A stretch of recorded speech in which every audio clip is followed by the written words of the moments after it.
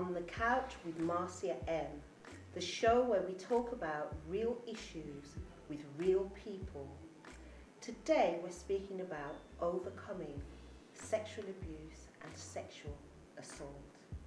I have some wonderful, marvellous overcomers, marvellous, victorious women on the couch with me today. Sister Maureen Worrell, welcome, and Angela Gordon. Hiya. Thank you, welcome. Thank you both so much for joining me on the couch today to talk about being able to move on with your lives, to actually become inspirations to others through sharing your stories about terrible things that have really happened. So, Angela, I know that like myself, you're a coach, you inspire many, many women. I'm inviting you to share your story of being a strong, impactful woman who has overcome some terrible crime that was committed against you. Yeah. We all talk about being on a journey, and sometimes we say unfortunately, but sometimes it's a gift. Yes. And mine started at 12 years old. A very happy child, blessed to have mum and dad that I'm happy, was very happy with. And in the summer we used to go to what we call a summer club, where we used to do loads of fantastic things. And I'm very creative, so I love dressmaking and all of that kind of stuff. And I used to be really excited to go. And one summer afternoon we were playing hide and seek, quite innocently, 12 years old, and I had my eyes closed, and next minute someone pounced, and it was a family friend, and put his hand over my mouth and told me that I would die. And it happened, sadly, for me, probably a few weeks before my 13th birthday. And for a young girl, that's quite an impactful event, because it does affect you. And I carried the message around that I had been robbed of my innocence all the way along, that I was damaged goods. And that was how you felt? Yeah, that's how I felt. So you were sexually assaulted? Yeah. Okay. Yeah, so it went to the fact that he tried to penetrate me, made me bleed, I was screaming, but there was a point where I stopped screaming, and luckily for me, you know, I believe in angels, a police car happened to go past just at that moment, where I think he would have gone all the way. You were at a summer camp for just young people? Yeah, so it was from the age of 7 up to 15. So you were at a place that you were meant to be safe? Yeah. Your parents had sent you away for the summer? And they were paying to send you. They paid for you to go? This particular family friend worked there? Yeah. Worked there? Worked there. He was one of the tutors. Wow. Wow. Wow. Yeah. Yeah. And because of cultural reasons, I decided that I was going to handle it. Yourself? Yeah. Why'd you say cultural reasons? Because it's very taboo in our culture. Do you mean to speak out? To speak out.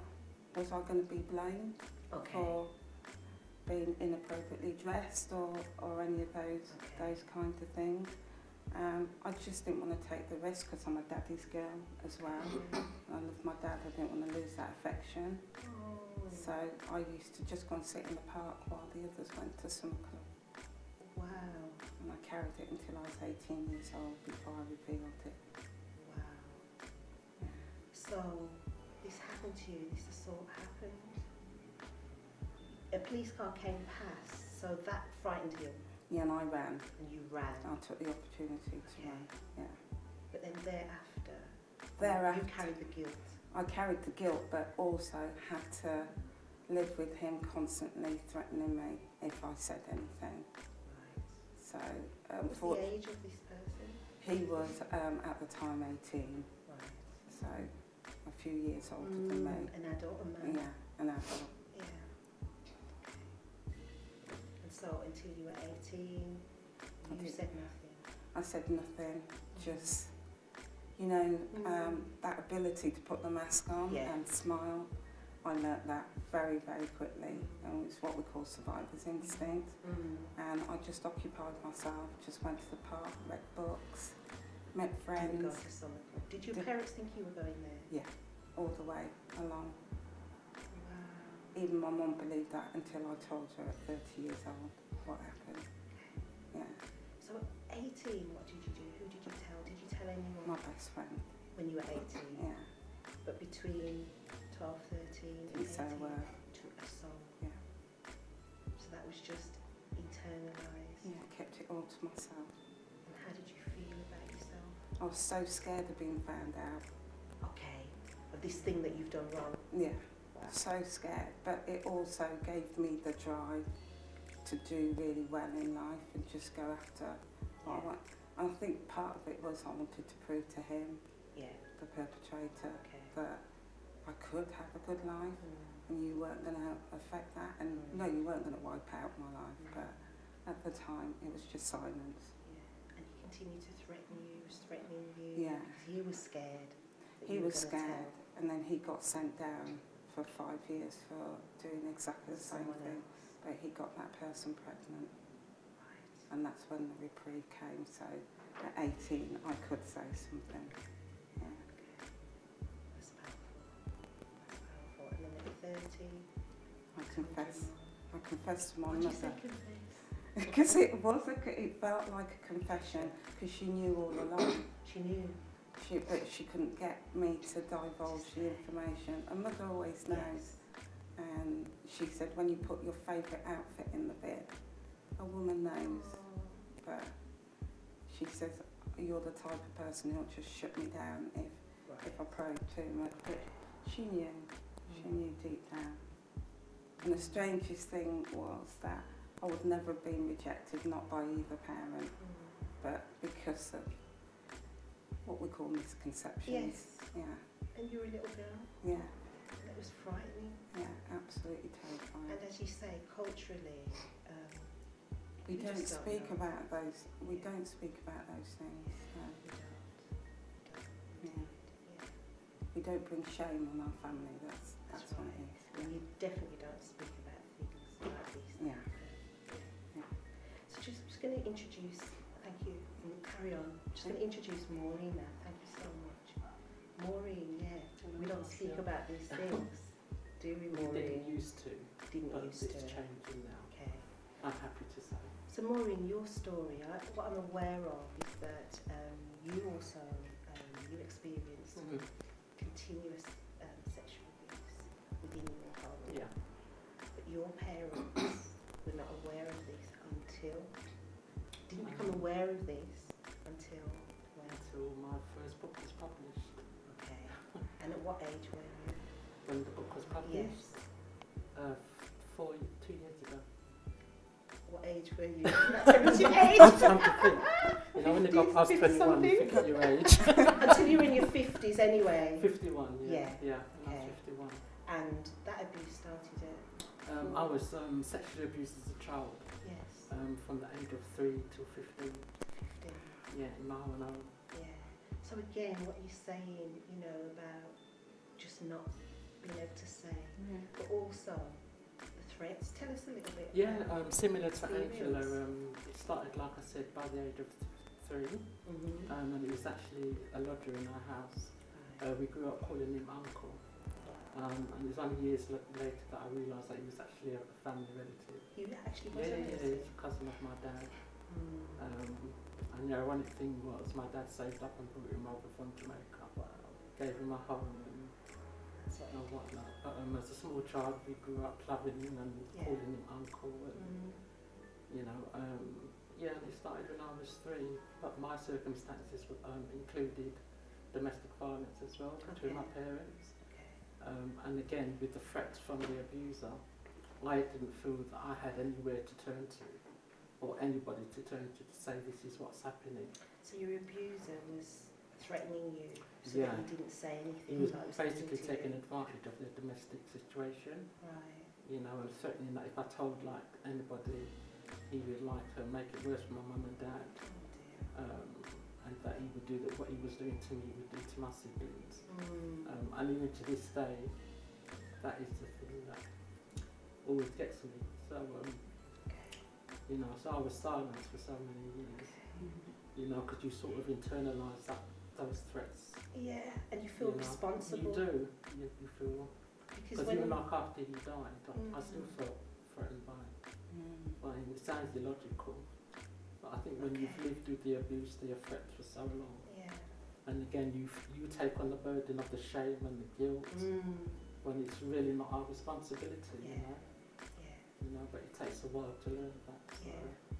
It really does. I mean, I'm aware that myself, with having shared, particularly my book, and through speaking some of my experience, and you know, an experience of sexual assault also that I experienced at 5, and that it made me. I had to really find a lot of courage to make that public, but I know that it was something that was completely wrong, and that we need to speak out about these things. So, Angela, where are you at in terms of, because I know it's also a process, because we carry a lot of things. I know for me, I carried it for years and years. So you carried that for years. When you were 30, you told your mum. Yeah. And were you healed then, or was that no, process? No. It's a loaded question. Yeah, it's always a journey, and I think right up until the day you take your last breath, it's going to be a journey. There's going to be something to learn. But at 30, I started counselling. Had to go and see. You had counselling. Yeah, I had to go and see a sexual counsellor because it was affecting my my relationships. And I do feel blessed that I am a daddy's girl, and I love my dad, because if I didn't have him in my life, I think I would have hated men for the rest of my life. But I have the most wonderful man in my life with such a generous spirit, so loving. That's wonderful. So the journey started at 30, and then I started to study counselling, which led on to Louise Hayes and coaching, and it's been Louise Hayes is she's very big in America, and she is one of the pioneers of the self-help movement, and she's just well known for affirmations, mirror work. You read a lot of her stuff, studied, and I've qualified to teach her workshops. But my journey started there, about how to heal myself and how to let go of the guilt and the shame, because I was carrying so much of that. So I'm aware, you don't mind me saying your age. I know you're only a teenager, but I know that you're in your 50s now. Yeah, I was 52 a few weeks ago. So we're speaking about something that happened 40 odd years ago. And you're still on a journey. Still on a journey, because it's only over. I started my business 13 years ago, and it's only then that you realise that's where the gift is. Yes. Because that experience was a gift. that experience was a gift, and there are so many other women that have gone through that experience, and they're still in silence. Yes. And being able to have that platform and have that business and speak about my experience is helping others. And it's about giving ourselves permission to speak. Wonderful. Yes, Maureen, that reminds me again of your slogan, your saying, your book. Tell us about your book, but you've got a saying about... Yeah, something I repeat to myself on a daily basis is set peace of mind as your goal and work towards achieving that on a daily basis. And why did you have to set that for yourself? What have you been through? How did going through the continued abuse and living in domestic abuse also, how did that impact your well-being and peace of mind? I think for many years either I suppressed it or I didn't recognise that it actually affected me to such an extent. And it was actually my daughter. I've got 2 children. Okay. And it was actually my daughter, she was 12 at the time, and she was the one who insisted, Mum, go and get counselling, go and get counselling. How old were you then? This I'm talking 22 years ago. Okay. So I was like, you know, 30. yeah, in my 30s. Yeah, and she insisted on it was the best thing I've ever done, to be honest. And So it was, you've been through that as a child, you've been through this abuse as a little girl, yeah, into effectively, your teens, yeah, in so many you then ways. became a mother, your children, your daughter then was aware, mum needs Yeah. help, for you to then And I go thought I was counselling. hiding it so well, I thought I was okay, Yeah, you know, but I had deep bouts of depression and okay. suicidal thoughts, flashbacks, just nightmares and eating disorders, you know, cutting myself and all that kind of stuff. Right. Yeah. It's really You know, affected looking your back, I mental was health. just existing. I wasn't really living. You know, so Okay. yeah. So like I said, I went for counselling. Best thing I ever done. It was the hardest thing I ever done. Why was it hard? What was hard? And for you, Angela, what was so hard? It's going back to that dark place and reliving all the memories and everything that had happened, and also recognising that once you speak of A, B, and C, there's also D, E, and F that you've suppressed as well. So it's bringing all of that out. And for you, what was that experience then? For me, it was speaking it out loud and hearing it, because when you sort of go into that protective mode, if you can pretend it's not there, and then all of a sudden you've got to confront it. Yeah. So speaking it out loud. And it's that thing, isn't it? Speaking it out, confronting it, it makes it is real. Because it's Very something you painful. block. Yeah. But it's also allowing yourself to become vulnerable. Then it's to become vulnerable, to become powerful. Yeah. It's taking that risk of being rejected again or being judged. Or, Wonderful. So Maureen, you've written a book that's just awards. Tell us a little bit about your book. The book is called The Journey of Our Life, and I actually wrote it as a way of healing me first and foremost, and hopefully helping even like one other person. And it was something I challenged myself to do. I didn't necessarily write it at first to be published, but with the encouragement of most of my family, especially my younger sister. And I thought, and I remember saying to her, well, if I sell 40 copies and help one person, then I've done something. And how many have you sold? Do you know? Oh, I know. How many have you sold, Maureen? According to the publishers, 8,000. Wow. It's won 8 awards, 8 including bestseller, international bestseller. Yeah, and I'm actually editing the second of the trilogy books right now. But for me, what keeps me humbled and motivated and on this healing journey is knowing that it's helping somebody else. Yeah, That is helping other awesome. people. You're sharing your story. It's become a bestseller. It's sold, over 8,000 copies, and this was something that you were utilising as part of your healing process. Definitely. Amazing. So Angela, I'm just looking at how through the pain and through the, like you say, the experiences that we have are gifts, and they enable us to find out even our purpose and our passion. So you channel what you've been through into working with other people. Yeah, mainly with women, but I do have male clients. And my company is called I Love Inspiring, because everyone keeps saying you're an inspiration. So that's how the company came about. And I want to inspire people to know that they're born with something, and it doesn't matter what we go through in life, we can attain it and we can achieve it. So that's what my business is all about. So how great do you feel as an overcomer of a sexual assault that happened when you were 12? How great is that feeling to be an overcomer? Do you know, when I look back on it, I used it as an excuse not to do anything, but then as you get older, you recognise that it is a gift, and it's a powerful gift, and it demonstrates my power and my resilience and my drive, and that no human being has any power over you. It's about what I think and what I say.